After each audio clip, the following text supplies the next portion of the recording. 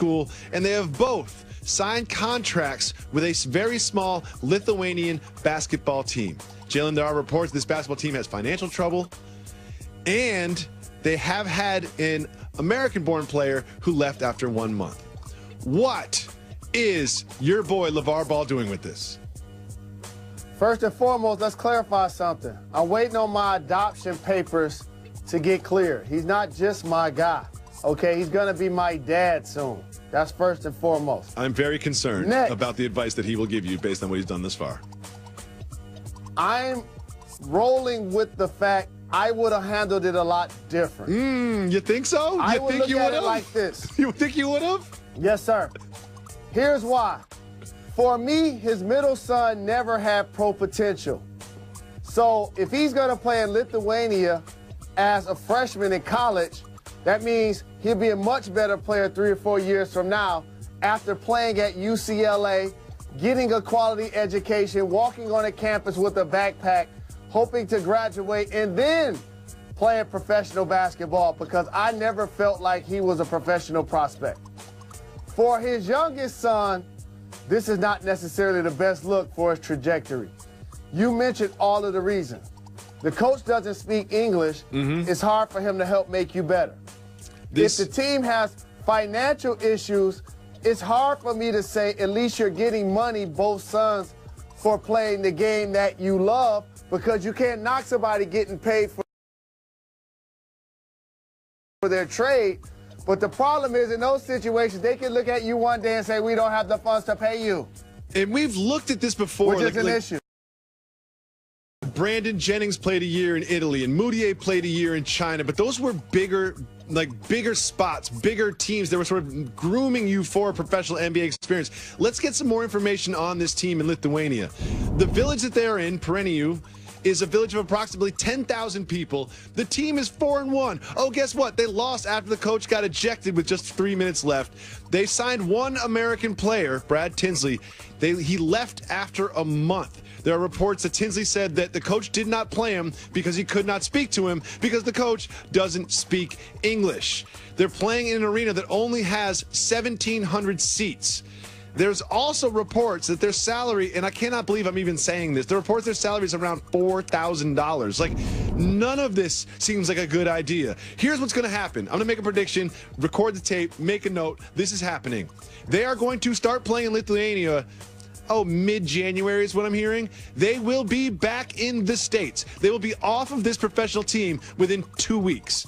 I'm making a prediction. They will not last 2 weeks on this team before, guess what? The dad gets mad at the coach and the franchise, and he pulls them out, just like he pulled them out of UCLA, pulled them out of Chino Hills. This is so inevitable and so obvious that I don't even understand why make the decision in the first place.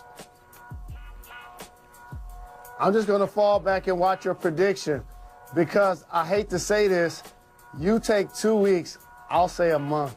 A month. Like, it will not be Valentine's Day. It will not be Valentine's Day, and they will be back in the States, and then LeVar Ball will have some great quotes about how that wasn't the right fit for them, and they're going to be on another team, they're going to make it to the NBA, and they're going to be on the Lakers, and it's all going to be fun and entertaining. But at the end of the day, I think LeVar Ball is extremely entertaining when he speaks into microphones, but I do not think he makes good business decisions on behalf of his sons. It's just a fact. Like, it's hard to even argue that, because in terms of them making their way to the Lakers, which is the goal, this is not the path to the Lakers. I don't know a lot of Lakers that went at 16 years old and played professional basketball in Lithuania and then came back and turned into perennial all-stars. Like, I don't think that is the path, the way to get to Lakers stardom. I don't know. I never played in the league, so what do I know? You know? I like the fact that Lonzo is still trying to salvage his rookie year and blocked out the noise as best you could with all of the distractions that we're discussing right now that have nothing to do with him. It's still his family, his dad, his younger brothers. So there's going to be some concern about what's happening.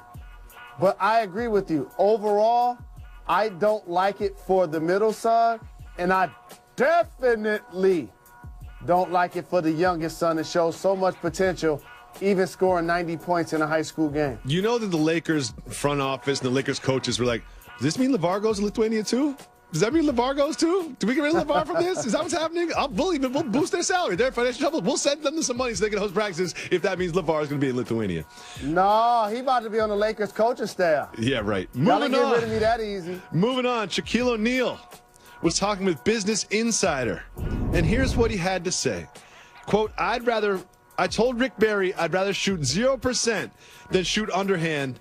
I am too cool for that. Jalen, is being too cool to shoot underhand, even if it could improve your free throw percentage, a soft move or a boss move?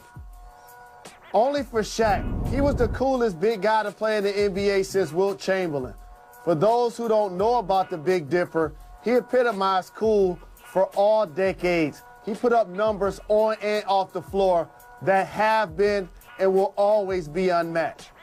But for Shaquille O'Neal, a fun-loving big that accomplished so much, a four-time champion and all-time great, he could get away with a comment like that because he still was able to find ways to achieve things that most people, mere mortals like myself, would never get close to.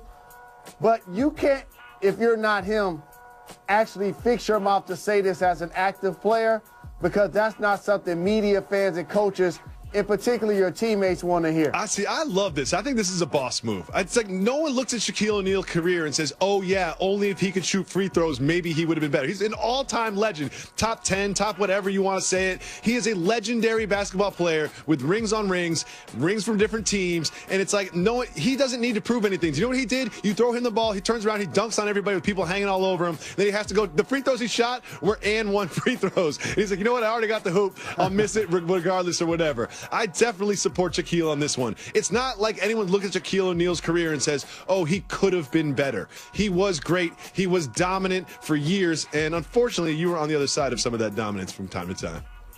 Well, but he represents the exception, not the rule. You wouldn't implore DeAndre Jordan to feel that way. You would hope he'd go out and do what Andre Drummond did.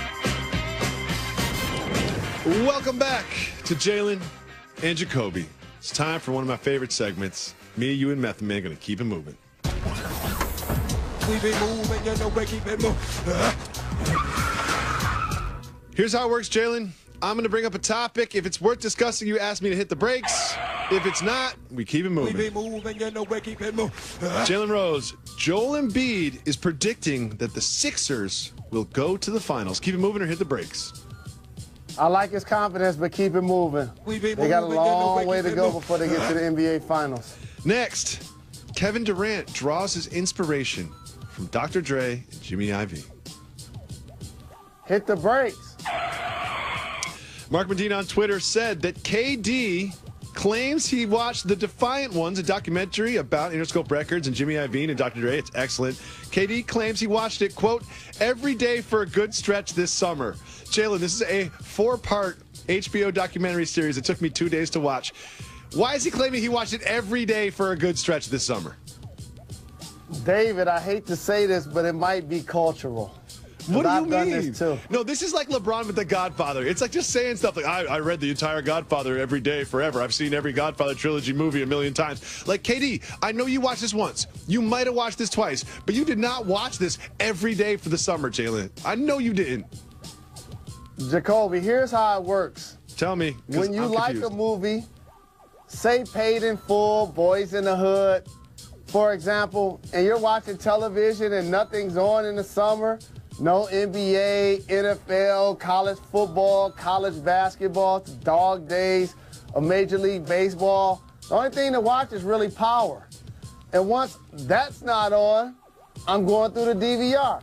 I've watched multiple episodes of Defiant Ones multiple times. I can't front. I've done it. Saying you've watched multiple episodes multiple times is different than saying you watched it every day for a stretch this summer. But we disagree. But let me tell you something. Rewatching stuff is not cultural because my son has seen the same movies a million times. Let's move on. NFL signed a $2 billion Verizon deal. Keep it moving or hit the brakes. Thinking about this one. Keep it moving. Okay. We be moving, you know we keep it moving. Keep getting them checks, Roger Goodell. Next. They had to get the bread to pay him.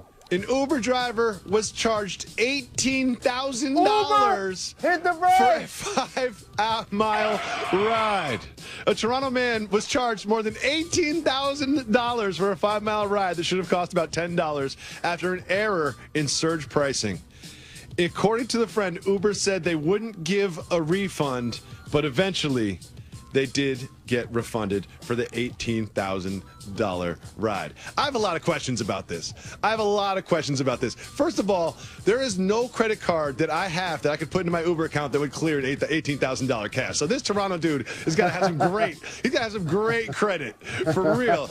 And also, how do you tip on that? You know, did you think you tip? Someone charged you $18,000? You still gonna tip 20%? You gonna Jalen? Like, I know you like to tip. I know you like to tip big. You tip based on, you know, the service you get and also the charge. How much would you tip on an $18,000 ride? $3,600 is 20%. You hope to get to $3,750. $3,750. That's going to be a 5-mile, $21,000 ride, $21,500 ride. I love this story. I love that Uber said they first wouldn't refund it, because I don't know if that's true. Like, a friend said that. It's probably not true. But I'd love to be the phone operator at Uber help and just be like, nah, hey, that's what it says. Surge pricing, dog. Surge pricing. $18,000. Thank you very much. Next. I just hope that it happened at a time where he didn't get jammed up trying to pay some other bills. There is no time when you're not trying to pay other bills. Next. The Giants are upset that Eli Apple was tweeting during the game. Keep it moving or hit the brakes. Hit the brakes. Apple replied to someone wondering why he wasn't playing by tweeting, "I'm too healthy," and then retweeted an Ohio State fan celebrating Cowboys running back Rod Smith's touchdown before adding, "Always be a Buckeye." Do you have a problem with the Giants being upset that he was tweeting during a game? I understand as a player you want to do that, but you understand your duties to your squad and picking up your check. That's just unacceptable and unprofessional, something you can't do during the game. If you go to a football game, there is a lot of downtime. That's all I have to say. A lot of downtime in football. A lot of time in between quarters, a lot of timeouts, a lot of TV timeouts. Next, Matt Barnes has announced his retirement. Keep it moving or hit the brakes. I would say keep it moving, except if you Derek Fisher. We be moving, you know, we keep it moving.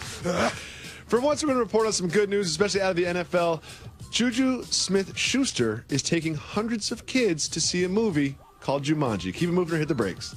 Oh, he loves the kids. Juju and Jumanji, hit the brakes. Well, after the release of Jumanji on Christmas Day, Smith-Schuster invited about 190 kids from the Pittsburgh area to come to a screening of the film, which is very nice, especially because he is so early in his career. His salary is not that high. I love this gesture, but it does lead to one question. Jalen Rose, can you explain the plot to Jumanji? This is the second Jumanji movie, and it's also a board game. You have to have heard of Jumanji before. Jumanji, kids movie. It's a cartoon. It's about prehistoric animals. Oh, okay. I think I recall seeing dinosaurs and all type of ancient archival What happens at the end of the film? animals that eventually went extinct, and all the kids cry on Christmas Day with Juju. You're the best. Moving on, Dale Earnhardt Jr. has a new career. Keep it moving or hit the brakes. Oh, hit the brakes. I got love for him. I know you love Dale Earnhardt Jr. You guys have a special bond. Dale Earnhardt Jr. and his wife Amy are starring in a home improvement miniseries for the DIY network. I watch a lot of programming that is about renovations of homes, purchases of homes. I watch way too much of this stuff, but there's something about this I want to ask you. Do you think this was his wife's idea? I think it was their idea, because when you have the kind of bread that he's had for so very long, you're buying and selling a lot of real estate. And to your point, you're fixing up places, and you're like, we figured out where to put a backsplash. We know how to do some cabinets. We know how to do some counters. We understand we can have a contractor to come in and handle some things. boom, we can do this on our own and make it a TV show. I'm going to watch it. You know who had a similar show that I loved? Vanilla Ice. Coming up next on Jalen and Jacoby, there's another statue that is awful. This might be the worst one we've ever seen. Statue news after this. Jalen, an excellent NBA analyst, a great pop culture analyst, and a great friend. He Thank you, my is brother. the world's leading statue analysis expert. It's time for statue news.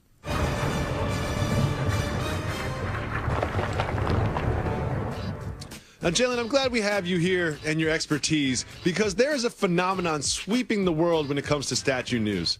Statues have been terrible lately. We all know about the terrible Ronaldo statue. And then in a town in India, they put up a Diego Maradona statue that looks nothing like him whatsoever. Look at this statue. That is supposed to be Diego Maradona. First of all, his head is 75% hair. There's this is a mess. That looks nothing like him. It looks like an old woman. It looks like an old woman. As the senior statue analyst, not of ESPN, but of the world, how does this keep happening with statues? I'm disappointed in this one. This one makes him look like LiAngelo from the 1700s. Not a fan of how this was done in any way, shape, or form. I'm disappointed to the point there will be a redo. Mark my words. I guarantee you, this statue will not be erect longer than 2 years. They will redo another one, I promise you. I like that. But let's imagine that you're at the unveiling of the Fab Five statue. We know it's going to happen before you die. It's going to be like 30 years from now. You know, people are going to be like, all right, now it's time. Let's put up the Fab Five statue. And then you're sitting there, and then they take off the curtain, and you look at yourself, and you look nothing like yourself. You look like a very ugly, weird version of yourself. Will you be able to hide the disappointment on your face? See, here's the thing. I didn't get handsome till I got money. When I was broke, that is the ugly version. It's a good bad point. Skin, bad teeth, bad haircut. If you hear they're making a statue, will you send them some pictures to be like, make sure you make my teeth like the teeth now and my hairline like the hairline now? You got to get ahead of it. Get ahead of it. I'll write a strongly worded email if I hear about a statue in Ann Arbor. Moving on. We disagree. No, I gotta have the old school statue with the chipped teeth and everything. No, I don't think so. Trust me. Trust me. Moving on. The Steelers have won 8 straight games, while the New England Patriots laid an egg on Monday Night Football in Miami. The game was only a 7-point differential, but it was much more dominant from that. Tom Brady looked kind of old, and they didn't have Gronk, and the offense didn't even complete a single third down conversion. Based on those 2 games, do you still have the Patriots coming out of the AFC to win? I mean, to get into the Super Bowl? Beginning of the season, I felt like it'd be the Patriots and the Pittsburgh Steelers in the AFC Championship. I'm still sticking with that. It's one of those things where all of the other 52 guys and coaching staff look at Gronk and say, see, these are the type of things you're not there when we need you. It costs us a game. A squad that's lost 4 or 5 while going to South Beach over the last couple of years. You mentioned 0 for 11 on third down the first time since 1991. You got to get a Dolphins defense credit. A couple of picks, getting to the quarterback, and Jay Cutler actually played well and silenced his critics at least for a week. He did. I found that concerning as a die-easy Patriots fan. Those 2 picks you were talking about were good plays, but they were both underthrown balls. Tom Brady didn't complete a pass to a wide receiver until the 3rd quarter. It just seemed like, I don't know if adding Gronkowski was going to solve all these problems. They had trouble on defense. It just felt like there's a lot of injury, replacement, backup players on defense. It seems like you can only get by on coaching as fast, as long as you can. You're going to need to add some talent, which the Steelers certainly have at their skilled positions on offense. When you talk about the Patriots, remember 2 things, everybody. Take this to the water cooler. They won the Super Bowl last year without Gronk and without Cook. I do like that. Cooks had 1 catch. And at the game was Derek Jeter. Derek Jeter attended the game in Miami after he traded away the MVP of the MLB. Should Derek Jeter have just stayed home, Jalen? Shouldn't he have just watched this one from home? No, he's waiting for the New York Yankees to erect his second statue for delivering them a couple of championships in Stanton. We are Jalen and Jacoby on ESPN Radio and ESPN2, and we'll be back tomorrow. Thank you.